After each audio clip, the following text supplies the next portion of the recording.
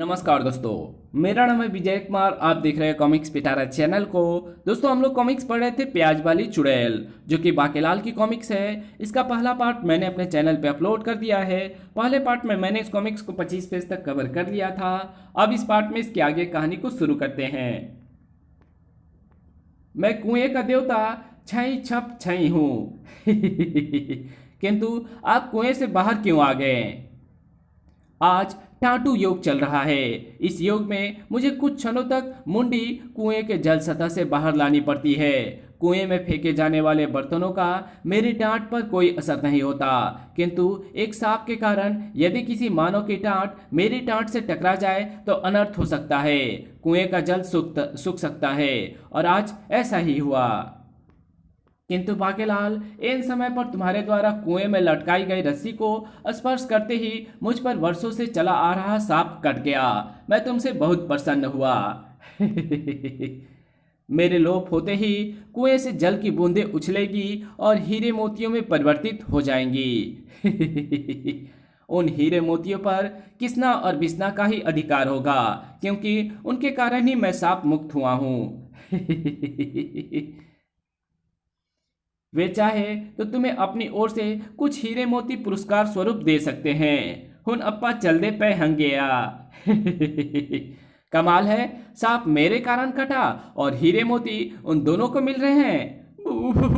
बाकेलाल जी, आपके घर तो खजाने भरे हैं, भला आपका कुछ हीरे मोतियों से भला क्या होगा? इसलिए हम कुछ हीरे मोती देकर आपको शर्मिंदा नहीं करना चाहते अच्छा, तो अब हमें विदा दें अप्सरा को प्याज रोटी देने से हमारी उम्र भी बढ़ गई और हीरे मोती भी मिल गए चेतक, कुछ सुना तूने? यहां भी ये दोनों उस अप्सरा की चर्चा कर रहे थे। आखिर कौन है वो अप्सरा? रोटी प्याज क्यों मांगती फिर रही है? ये तो अप्सरा ही बता सकती है। धाड़! उफ, ये क्या आकर लगा? ये तो किसी का पंख है, मगर ऐसे पंख किसी पक्षी के तो नहीं हो सकते। ओह, तो ये पंख इसका है, मगर ये तो वही है। इसका पंख अपने आप टूटा है या फिर किसी ने तोड़ा है? बचाओ अब तू नहीं बचेगी। बचाओ, कोई तो बचाओ। अरे भाई बचाओ, भाई बचाओ, बचाना, बचा ले भाई, इतना बड़ा वन है, कोई तो बचा ले भाई। अब तुझे मेरे हाथों मृत्यु से कोई नहीं बचा सकता। इसको भी बचाना तो होगा ही चेतक। फिलहाल मैं ये भारी पंख ही देकर मारता हूं। धार! आ! भाग! अरे भाग भाई, इतना बड़ा वन है, कहीं तो भाग। भाग ले बस, रुकना तेरा काम नहीं, चलना तेरी शान है मैं भी भागूं। कमाल है, ना तो वो रुकी और ना वो। कम से कम वो तो रुकती जिसकी जान बचाई है। बाकेलाल आगे बढ़ा। चलो, हमने अपना काम तो कर ही दिया ना। अपने सामने किसी के प्राण नहीं जाने दिए पर अभी तो सूर्यास्त में काफी समय है, और अभी और भी ना जाने कितनी जानें बचानी है। ओ गधे, ढेंचू ढेंचू, क्या बात है? ओह, मैं समझा तुम मेरे गधे से कह रहे हो। ओ भैया, मैं तेरे गधे से नहीं, तुझसे कह रहा हूं। फिर तुम मुझे गधा क्यों कह रहे हो? गुर्र। तुझे गधा कहूं या मूर्ख, बात तो एक ही है। ढेंचू, बात एक कैसे है भाई? इस हिसाब से तो मैं मूर्ख हुआ। बात एक कैसे है? इस हिसाब से तो मैं गधा हुआ। गुर्र। तुझे कोई इस प्रकार बोझा ढोते देखेगा तो तुझे गधा ही तो समझेगा अरे, ये गधा है ना तेरे पास, बोझा इसकी पीठ पर रख। अगर तू इतना बोझा ढोएगा तो मर जाएगा। तेरा प्राण बचाना मेरा कर्तव्य है, और अपने गधे के प्राण बचाना मेरा कर्तव्य है क्योंकि इतना भार मैं इसकी पीठ पर रखूंगा तो ये मर जाएगा। पहले मैं तेरी पीठ से अपना भार हटा लूं। पहले मैं तेरी पीठ से भार हटा दूं बाकेलाल ने जैसे उसकी पीठ से बोझा हटाया, बाकेलाल अप्पा बहुत प्रसन्न हैं गया आए, ये कौन है? चकित ना हो बाकीलाल, मैं बोझा देवता हूँ। ईश्वर ने जिसको जिस कार्य के लिए बनाया है उसको वही कार्य करना चाहिए। जिसे बोझा ढोने के लिए बनाया है गधे को, तो इंसान बोझा क्यों ढोए। मैं इस बात से बड़ा बड़ा क्रोधित हुआ। किंतु इससे पहले कि मैं अभी आकर इस व्यक्ति चंदन सिंह को साफ देकर गधा बना देता कि बाकेलाल तूने आकर इसके ऊपर से बोझा हटा दिया। इस प्रकार मैं तुमसे बहुत प्रसन्न हूं और चंदन सिंह को उतना धन देता हूं जितना ये बोझा ढो रहा था।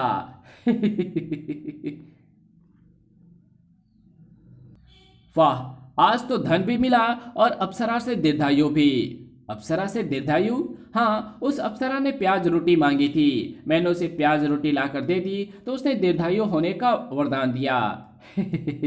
कमाल है, यह अप्सरा जिसे भी मिलती है और जिससे भी प्याज रोटी मांगती है वही मुझे उल्टे काम करता हुआ मिलता है। पहले वो किसान, फिर कुएं से पानी भरते वो दोनों व्यक्ति, और अब ये बोझा मानो चंदन सिंह। इसका क्या तात्पर्य हुआ? यदि मैं इन तीनों को सीधी राह ना दिखाता तो क्या होता? तो वो अपने हरकतों के कारण मारे जाते या सांप लेकर संकट पाते। इसका अर्थ तो ये हुआ कि प्याज रोटी लेकर वो अप्सरा लोगों को मूर्ख बना रही है। चेतक, तू कुछ समझा? नहीं समझा ना? तेरे में दिमाग होगा तो तू समझेगा ना। तो तू ही समझा दे भाई। ग्रर। वो मारा पापड़ वाले को। चेतक, तू भी उछल। ये अचानक इतना प्रसन्न क्यों होने लगा? ऐसे तो ये तभी करता है जब राजा के विरुद्ध कोई षड्यंत्र इसके मस्तिष्क में जन्म लेता है। चेतक, चेतक, तेरी नाल निकल गई। तभी अरे, ये तो वही अप्सरा है। वो चुड़ैल फिर उसकी जान के पीछे पड़ी है। मुझे उसके प्राण बचाने होंगे। बचाओ, अरे भाई बचाओ, कोई तो बचाओ, बचाना, बचा ले। अप्सरा को उस चुड़ैल से बचाने का शस्त्र तो मेरे हाथ में ही है। साए खचाक आ, वो मारा। कुल्हाड़ी चुड़ैल के हाथ से छूट गई और ऐसा होते ही वो पीछा करना छोड़ वापस भाग रही है। लेकिन ये क्या, अप्सरा तो मेरी ओर आ रही है। यही तो मैं चाहता था। यही तो मैं भी चाहती थी। तूने 3 बार मेरी उस दुष्ट चुड़ैल परिका से रक्षा करके मुझे जीवन दान दिया है। मैं तुमसे बहुत प्रसन्न हूँ। यदि तू मुझे प्याज रोटी लाकर दे तो मैं तेरी आयु 100 वर्ष बढ़ा दूंगी। तू मूर्ख, किसी और को बनाना। मेरा नाम बाकेलाल है। मैं तेरी चाल को समझ गया हूँ। तू जिससे भी प्याज रोटी लेती है वो उल्टे काम करने लग पड़ता है, जिससे कि वो संकट में फंस जाता है। अब तू मुझे बता कि तू ऐसा क्यों कर रही है, और वो चुड़ैल कौन है जो तेरे प्राणों के पीछे पड़ी है? ओह, तो तू प्याज रोटी वाला रहस्य समझ गया। उससे कोई फर्क नहीं पड़ेगा, क्योंकि अब तो तू वैसे ही मेरे हाथों मरने वाला है। मरने से पहले इस हकीकत को समझ ले बाकेलाल, वास्तव में वो चुड़ैल नहीं है जो मेरा पीछा कर रही थी। वो केवल वैसी दिखती है जैसे कि मैं अप्सरा दिखती हूँ। चुड़ैल तो मैं हूँ, वो बेचारी तो अप्सरा है। मुझे तुम प्याज वाली चुड़ैल भी कह सकते हो। क्या मतलब? मतलब ये कि मैं चुड़ैल लोग की चुड़ैल धोखाधड़ी हूँ। प्याज और रोटी व्यक्ति का आधार होते हैं। मुझे प्याज रोटी देने वाले उल्टे काम करने लगता है और इससे मुझे धीरे धीरे उसकी सारी शक्ति प्राप्त होती रहती है। अंततः उस व्यक्ति की मृत्यु निश्चित होती है। भूल से एक बार मैंने परिलोक की परिका के पति परोका से भी प्याज रोटी ले ली, जिसके कारण उसकी मृत्यु हो गई और परिका मेरी शत्रु बन गई। उसने मुझे समाप्त करने की ठान ली थी, किंतु मुझे ये वरदान प्राप्त था कि यदि कोई मुझे 3 बार में नहीं मार पाया तो फिर मैं उसके हाथों नहीं मरूंगी, और तुम्हारे कारण मैं 3 बार उस चुड़ैल परिका के हाथों से बच गई। अब परिका तो मुझे नहीं मार सकती, किंतु मेरी मृत्यु ऐसे इंसान के हाथों हो सकती है जिसने 3 बार मेरे प्राणों की रक्षा की हो। इसलिए अब मैं तुझे जिंदा नहीं छोड़ूंगी। चेतक भी उस खतरे को महसूस कर चुका था। स्वामी को बचाने का एक ही तरीका मेरी समझ में आ रहा है। आ ओह, बच गया। दूसरे प्रहार में नहीं बचेगा। अब तो बाकेलाल सर पर पांव रखकर भागा। भाग बेटा, बाके। भागकर कहाँ जाएगा? भागता हुआ बाकेलाल एक पीली घाटी में प्रवेश कर गया। यहाँ तो अजीब सी गंध फैली है और यहाँ की प्रत्येक वस्तु पीली है। ये मैं कहाँ आ गया? धपाक। कौन है? घबराओ नहीं बाकेलाल, इस समय तुम हल्दी घाटी में हो। यहाँ पर कोई दुष्ट आत्मा प्रवेश नहीं कर सकती। कौन? मैं हल्दी घाटी की रानी हल्दानी हूँ। वो चुड़ैल कहाँ गई? कोई भी चुड़ैल हल्दी घाटी में प्रवेश नहीं कर सकती। यदि वो ऐसा करती है तो हल्दी की गंध उसके प्राण ले लेगी। ओह, लेकिन जब मैं यहाँ से बाहर निकलूंगा तो वो फिर से मेरे जान के पीछे पड़ जाएगी। बू, ऐसा नहीं होगा। मैंने तेरी पीठ पर हल्दी की छाप लगा दी है। हल्दी चुड़ैलों की शक्ति को दुर्बल बनाती है, इसलिए तो प्रत्येक शुभ कार्य में हल्दी का प्रयोग किया जाता है। तो फिर अप्पा चलते हैं गया। तुम्हारा बहुत बहुत धन्यवाद हल्दी घाटी की रानी हल्दानी। बाकेलाल हल्दी घाटी से बाहर निकला। मैं तेरी ही प्रतीक्षा कर रही थी। तो फिर चला कुल्हाड़ी। साय, तेरी कुल्हाड़ी फूलों की डाली में बदल गई। इसका मतलब तू ये रहस्य भी जान गया है। मुझसे दूर रहना। मुझे मुझसे मुझे स्पर्श मत करना। मैं तो करूंगा।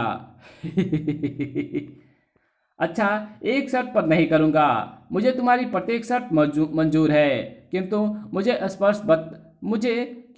स्पर्श मत करना। तो फिर तुम यहां से सीधे राजा के महल में जा। तो फिर तुम यहां से सीधे राजा के महल में राजा विक्रम सिंह के पास जाओ और उससे प्याज रोटी मांगो, अन्यथा मैं पूरे विशालगढ़ में हल्दी वाली बात फैला दूंगा और तुम संकट में पड़ जाओगी। जाती हूँ। यही सोचकर प्रसन्न हुआ था ये कमबख्त। अप्सरा के वहां से जाने के बाद बाकेलाल ये भी भूल गया कि आज के दिन उसको प्राणियों के जान बचाने हैं, लेने नहीं है। ऋषि ताड़ाचार्य के कहे मुताबिक मैं तो सूर्यास्त तक केवल प्राण बचाने का ही काम करूंगा, और मैंने मोटे का अहित भी नहीं किया, क्योंकि किसी के हाथों से प्याज रोटी दान करवाना तो पुण्य का कार्य है। चल चेतक, सीधे राजमहल को। बाकेलाल से पहले राजमहल पहुंची धोखाधड़ी। राजा, प्याज रोटी दे, तुझे दीर्घायु का वरदान दूंगी। धन दौलत क्यों नहीं मांगती? भूखे को क्या चाहिए? प्याज रोटी। प्याज रोटी लाओ। महाराज, आटा गूंथने में थोड़ा वक्त लगेगा, शीघ्र ही लो प्याज रोटी। धन्यवाद महाराज। धोखाधड़ी के जाने के पश्चात महाराज, इस पापी ने बेजुबान पवित्र एवं पूजनीय गाय की हत्या की है। ब्राह्मण होकर गौ की हत्या? महाराज, ये फांसी की सजा का पात्र है। हाँ, इसको फांसी मिलनी चाहिए। नहीं, ये ब्राह्मण है। यदि हमने इसको फांसी दी तो हमें ब्राह्मण हत्या का दोष लगेगा। तो फिर महाराज, न्याय कैसे होगा? फांसी, फांसी। लो, बाकेलाल आ गया। अब चिंता नहीं महाराज, मैं आ गया और मैंने सब कुछ सुन लिया है। ये ब्राह्मण गौ की हत्या का दोषी है। इसको मृत्युदंड ही मिलना चाहिए। सिर्फ मुझे ही नहीं, सिर्फ मुझे ही पता है कि चुड़ैल को प्याज रोटी देने के बाद ये जो भी करेगा उल्टा ही करेगा। और जब ये इस ब्राह्मण को छोड़ देगा तो राजा की न्यायप्रियता पर प्रश्न चिन्ह लग जाएगा और इसके यश एवं कीर्ति पर धब्बा लगेगा। किंतु इसको ब्राह्मण हत्या से रोककर एक प्रकार से मैं इसके प्राणों की रक्षा कर रहा हूँ, यानी एक पंथ दो काज। राजा ने निर्णय दिया, सेनापति इसको छोड़ दो। किंतु महाराज, इसमें किसी किंतु परंतु की गुंजाइश नहीं है। सेनापति, इसको तुरंत छोड़ दो। ठीक है महाराज, जैसे आपकी आज्ञा। किंतु महाराज, इसका अपराध जघन्य एवं अक्षम्य है। मैंने भी जो निर्णय किया है वो अटल है, और इस निर्णय पर कोई पश्चाताप या गलानी नहीं है। देखो मैं कितना प्रसन्न हूँ। ठीक तभी, राजन तुम महान हो, अंततः तुम पहचान ही गए कि मैं निर्दोष हूँ। आप कौन हैं? मैं परीक्षा देवता हूँ। मैं न्यायप्रिय लोगों की परीक्षाएं लेता हूँ, और जो लोग इस परीक्षा में सफल नहीं होते हैं मैं उनको भयंकर एवं कड़ा दंड देता हूँ। उन पर कुल्ला योग लगाकर उनको अपमानित करवा सकता हूँ। घुर्र। आज मैंने तुम्हारी कठिन परीक्षा लेने की ठानी थी। मैंने किसी गाय का वध नहीं किया, केवल वैसा भ्रम उत्पन्न किया था। एक न्यायप्रिय राजा का यह कर्तव्य होता है कि वो कोई भी फैसला नेत्र एवं मस्तिष्क को खोलकर ही करे, क्योंकि ये किसी के जीवन और मृत्यु का प्रश्न होता है। आज यदि राजा विक्रम सिंह मुझे मृत्यु दंड दे देता तो मैं उसके सिर के 2 टुकड़े कर देता। हुन अप्पा चल दे पे हंग गया। अब हम चलते हैं।